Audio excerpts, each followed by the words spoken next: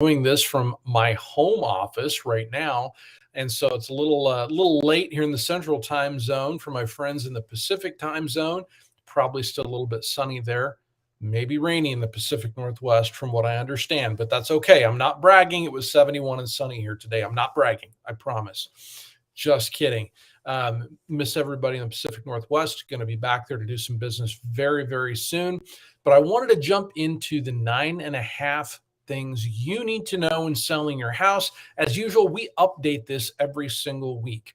Now, for this year, we're going to be doing a few special things. I'm going to be bringing in some guest speakers to give some regional specific context on real estate because there is a big difference with the areas that we serve in the Pacific Northwest versus Central Oklahoma. There's actually a lot of price difference. There's a lot of transaction difference and some nuances in the transaction for my Pacific Northwest investors that are bringing money to Oklahoma that you need to know about. But let's dive into the 9.5 things. Number one, as always, is pricing. You've got to price the house correctly. I'm going to give you a little bit of a horror story, okay? And it's a new one. I just closed out on a listing not too long ago that had sat on the market for a very long period of time. The listing was overpriced. Seller decided to kind of push the market a little bit. That's okay. You can do that, except we got caught when the interest rate started going up very rapidly. And what you might not think about is that seller expectations actually lag behind the market anywhere from 4 to 6 months. Meaning, if pricing right now is going down, most sellers are going to truly comprehend that in their situation 4 to 6 months from now. So there's a bit of a delay there. And that's what happened to these folks. And so we found ourselves chasing the market downwards. As a seller, trust me when I tell you, that is not a fun position to be in. So pricing, as always, is paramount. It's even paramount on steroids now because it's so important to get that right. Secondly, the transaction timeline. And you guys have heard me talk about this a ton, but I want to review it real quick because there are some different forms and things like that, and I'll let you know when those come into play.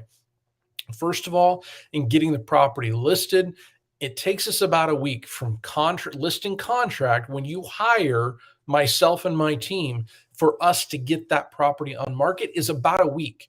And so we need to have ample time to do that. Secondly, there are some more transparencies in the listing contract now that we have to put in the Northwest that have to do with buyer agent commissions. I'll deal with that when we chat one-on-one. If you want to book an appointment with me to talk about that, buyer agent commissions do vary greatly in the areas that we serve. So sellers, as you know, you traditionally pay for that. And so you want to make sure that you know exactly what that buyer agency commission is in your area. And I'd be happy to answer those questions for you. Feel free to go ahead and DM me either on my personal Facebook, Tanner Realty Group, YouTube, LinkedIn, however you're watching this, okay? So the transaction timeline, once you get that listing contract into place, about a week for us to go live on the market. Once we have a contract, we get an offer. It's a huge day for celebration. It's awesome. And once that contract is signed around, all parties agree on all of the terms, that's when the clock starts. First thing that's due is the earnest money that the buyer deposits with the escrow company. Now, we've got our preferred escrow companies, both in the Northwest as well as in Oklahoma. Would love to chat with you about those. There's some fantastic sales reps from those companies, along with some amazing escrow closers that we work with. We have chosen them specifically for their level of communication because not all escrow companies are created equal. They might ultimately do the same thing, but they're not all created equal. I'd love to talk to you more about that if you have questions. So the earnest money is due in 3 business days. In 10 calendar days in most states, in some others, it's 10 business days. I'm thinking of you, Oregon. The repair addendum is due, meaning the buyer and seller come together and they agree on any repairs and negotiations that need to happen within those 10 days. So it's very, very important that those timelines are correct.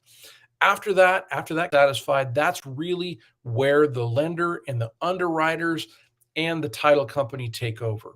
They do all of their thing in the back. They get us ready for closing. About a week before we officially close, you'll be invited into the office at the escrow company, the title company, as sometimes it's called, for a closing signing process. Okay.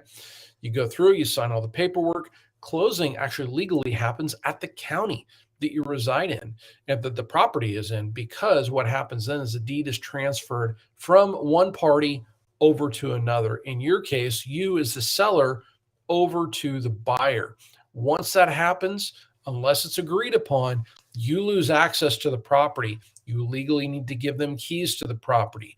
All of your any possessions that are left on the property at 9:01 p.m. in the state of Washington, at 5:01 p.m. in the state of Oregon, and at 5:01 p.m. in the state of Oklahoma legally become the property of the buyer. So you want to make sure that all of your stuff is out of there and done. And even if you don't want it, you consider it junk, you still need to get it out of there anyway, because by contract that you've signed, you have agreed to leave that property in the best condition you possibly can. So we can talk more about that. Feel free to DM me. I'll give you all the details and particulars on that. Photography is still a huge piece of the transactional pie in this day and age. And the reason I say that is because listing inventory is going up, right? And so you're going to have more competition for your property transaction, for your property to get purchased. The buyers now have more options than they did about a year and a half to 2 years ago. So the goal of that still photography is to make those look so darn good, accurate, by the way, but still so darn good that people want to raise their hand and say, hey, you know what? I want to take a look at that place. The pictures look amazing. Now, we want to give an accurate representation, but we want it to be a good professional representation as well. Video is huge, is paramount, is key, is critical. I can't think of another adjective to describe it, okay? You got to do good video in order to get top dollar for your property in this day and age. We have been through the pandemic. I don't care about your feelings about the pandemic. I don't care if you're a masker, anti-masker. I don't care. But one undisputable fact that the pandemic did is make everyone much more reliable. I clearly need some more coffee tonight. My apologies. It's made everybody more reliant on video. Video is huge in marketing your property, and you want to get this right.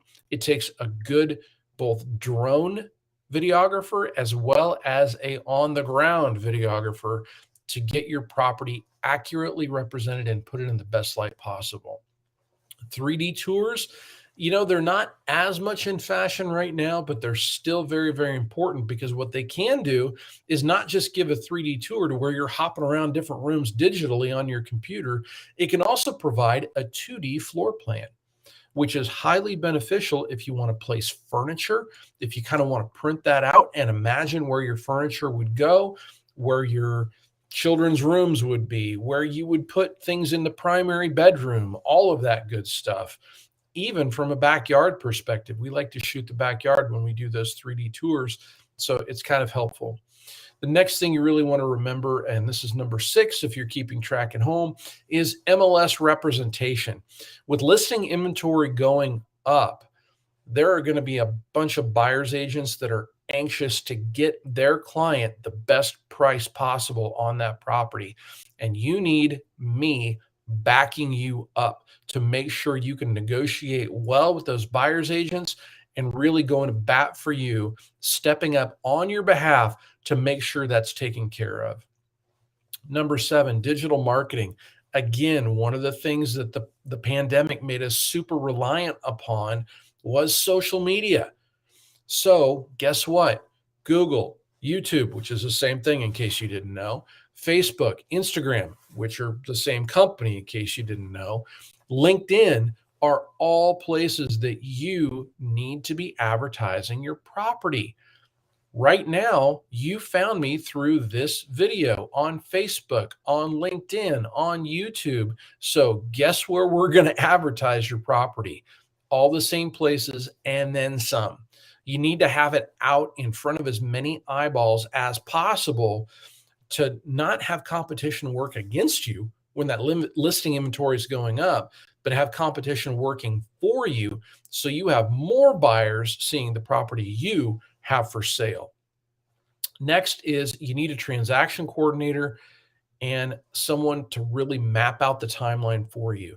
As I'm talking through all this stuff, I'm going through it really, really quickly, by the way. This is only going to be about a 12 or a 13-minute video, but there are so many steps in a real estate transaction and they vary from state to state. You need someone who actually has a transaction coordinator backing them up. Now, one of my favorite dad jokes, it was on a bunch of different sitcoms, is who has two thumbs and a transaction coordinator? This guy, right? So you need somebody backing up the person backing you up to make sure that all of our details are lined up, our transaction timelines are accurate, and everything is going to close on time. That is exactly what Tanner Realty Group does for you, and we would be honored to do that for you as well. Our transaction coordinators are phenomenal people. Now, number 9, what turns off potential buyers from your property? You've heard me talk about this before, and it's kind of morphed over the pandemic a little bit, but really it's anything divisive. Anything from a neon green wall in the living room to political paraphernalia all over your house. I had buyers one time that we went to a neighborhood, super cute craftsman house in Portland. Okay. And they saw the political sign in the front yard and they said, I'm not going in there. Now, I thought they were nuts, okay? Not because of the political affiliation, but because they were going to let their own political affiliation dictate what neighborhood they lived in, how much they were going to pay for a house, what house they were actually going to look at. It was crazy because the house that they passed up was a fantastic deal. So make sure you make your house as neutral as possible. Everything from the political affiliation to the wall color to even the backyard decor. Don't do anything too funky if you're trying to sell your house. Don't do anything overly tropical that somebody's going to say, oh man, that's a lot of work. I don't want to work on that. So make sure you make it as neutral and as simple as you possibly can.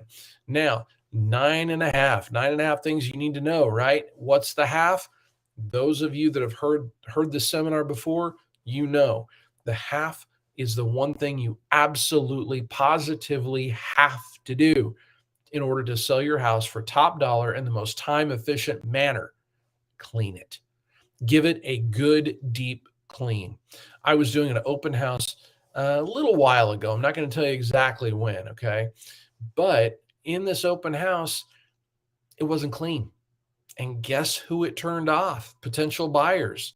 Now, it wasn't in horrific shape, but there was the occasional dead bug in the windowsill, right? They didn't like that. They're like, oh, no, they clearly don't care for this place well. And they took off and they did not make an offer on the house.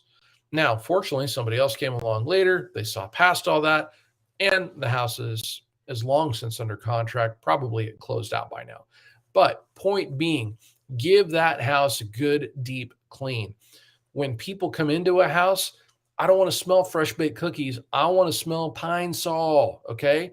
That's really what we're going after. We want people to smell the clean when they come into a house. Now, hey, in certain areas in the Northwest, people smell fresh baked cookies. They turn around and run out because they got a gluten allergy.